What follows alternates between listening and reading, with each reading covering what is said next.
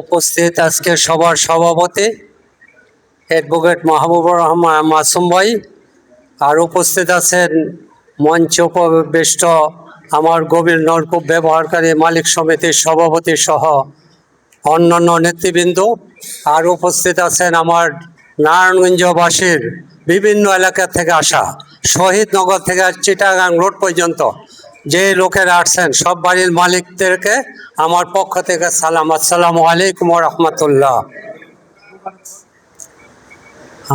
আমরা আজকে ঈদ পুণ্যমিলনী সভা ডাকছি। এটা ওই পুণ্যমিলনী ঈদের আলোচনা নয়, আমাদের সমিতির সফলতা নিয়ে যে আলোচনা সেটার উপরে আমরা গুরুত্ব বেশি দিচ্ছি। হ্যাঁ, ঈদ নাম দিছি ঈদ পুণ্যমিলনী। তাই আমরা সফলতা সম্বন্ধে কিছু আলোচনা আমরা রাখবো, যে আমরা এই সমিতিতে সফল কাম কতটুকু হইলাম। আর আন্দোলন করলে বিফল যায় না, এইটা কি বিগত দিনে ইতিহাস আছে। ব্রিটিশ সরকার যখন এই ভারতবর্ষেতে রাজত্ব কায়েম করছেন, 200 বছর পরও আন্দোলনের মুখে সে কি বিতাড়িত হয়েছে। পাকিস্তান সরকার আন্দোলনের মুখে কি বাংলাদেশকে স্বাধীন দিয়া তার বিতাড়িত হইতে হয়েছে। এই পরবর্তীতে আমরা দেখছি কি ওই এরশাদ সরকারের কি আন্দোলনের মুখে সেও কি ক্ষমতা ছাড়তে বাধ্য হয়েছে। এরপরে বাচ্চারা যে আন্দোলন করছে কি নাতিপুতিরা আপনাদের, এদের আন্দোলনের মুখে কি এত ক্ষমতাবান সরকারও কি বিদায় হইতে বাধ্য হয়েছে। আর আমরা এই চুনখা পাঠাগার ওই সময় ছিল, এখন মিলনায়তন হয়েছে। এই চুনখা পাঠাগার থেকেই 1992 সনে এই একটা ইস্যুর উপরেই আন্দোলন শুরু করছে, কেন পানির ট্যাক্স, অর্থাৎ নলকূপের কোনো ট্যাক্স আমরা দিব না। এই দীর্ঘ 34 বছর আন্দোলনের পরে 28 বছর আন্দোলন করার পরে চলে গেছে কি ওয়াসা, ঢাকার ওয়াসা ঢাকা যাইতে বাধ্য হয়েছে। পরবর্তীতে আসছে সিটি মেয়রও আমার কাছে কি প্রমাণ আছে। প্রথম শুরু করলো কি 2000 টাকা করে ফর্ম বেচছেন, কাউন্সিলরের কাছে মাইকিং করলেন, আর এই ফর্মের 28টা শর্ত দিয়া এই ফর্ম ফিল আপ করতে হবে। রেট কত? 80,000 টাকা অনুমোদন ফি, নবায়ন ফি 50,000 টাকা, আর মিটার লাগাই দিব, মিটারের দাম আপনি দিতে হবে 13,000 টাকা। ওই পার ইউনিট পানির মূল্য হলো 10 টাকা।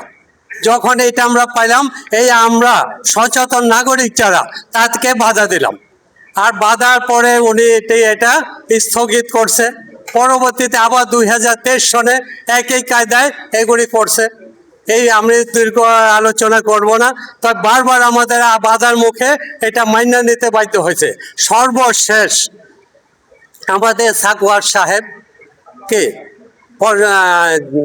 সিটি প্রশাসক হওয়ার পরে যে মাইকিং করছে, এই মাইকিংও কি যদি আমাদের এই নলকূপ এই প্রতিষ্ঠান না থাকতো, এই সমিতি না থাকতো, এই বাধা দেওয়ার মতো একটা দল আমরা আর বানাতে পারতাম না। তাই আমরা এই দলের থেকে, এই নলকূপের থেকে তাকে বাধা দিছি। 3টা মিটিং করছি, 3টা মিটিংয়ের পরে সে বাধ্য হয়েছে যে আমাদের এই আন্দোলন আন্দোলনের থেকে মান্য দিতে। সে 22 তারিখে ঘোষণা দিছে, কি বলছে যে আমি এইটা আপাতত সম্পূর্ণভাবে এটাকে বাতিল করলাম, যে কোভিড নলকূপের উপরে কোনো ট্যাক্স আমি নিব না। এটা আপাতত বাতিল হয়েছে।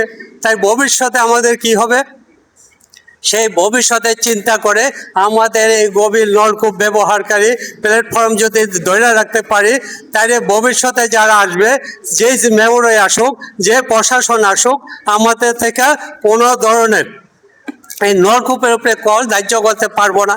তাই বলে আপনাকে বলবো, আপনারা যারা আছেন একে 5 জনকে কইরা, একজনই যদি 5 জনকে দাওয়াত দেয়।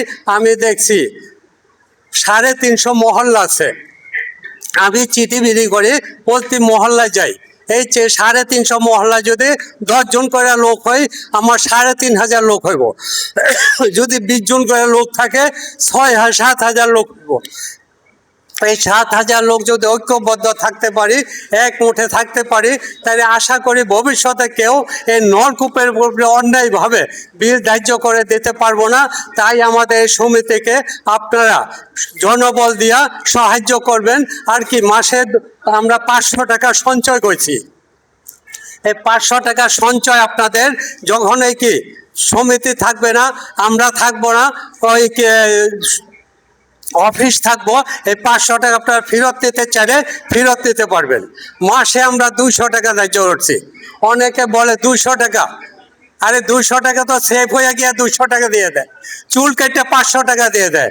একটা বাড়ি ওরা কতভাবে টাকা খরচ করে, তো 200 টাকা আমাদের বৃহৎ স্বার্থ, আমাদের যারা নলকূপ আছে তাদের স্বার্থ, জনগণের স্বার্থের দিক তাকাইয়া আমরা এই 200 টাকা দিয়ে না চাইয়া আমরা সদস্য হইব, এই আশা ব্যক্ত করে আমার বক্তব্য শর্ট করছি।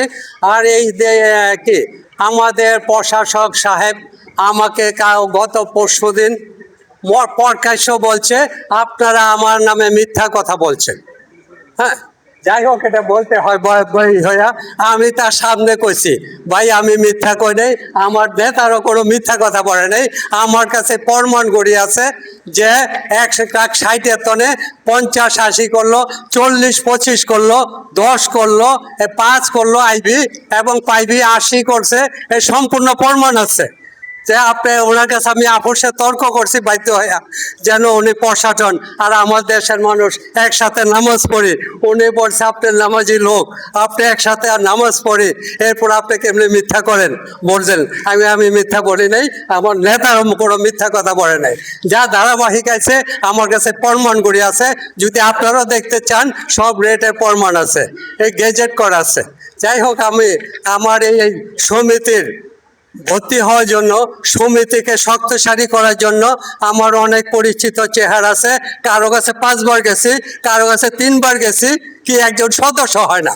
সে এখানকার 3টা বাড়ির মালিক, 2টা বাড়ির মালিক, 3টা দোকানের মালিক, 500 টাকার অনেক কিছু মনে করে। এটা আপনারা কিছু মনে করেন না। আমার বন্ধু বান্ধব এখানে অনেক আছে যে আমার মানুষ 3 বার যায় একটা সদস্য হওয়ার জন্য। তা আমি আপনাদেরকে আহ্বান করব, আমরা যে 34 বছর আন্দোলন করছি, আন্দোলনে সাকসেসফুল, তাই না?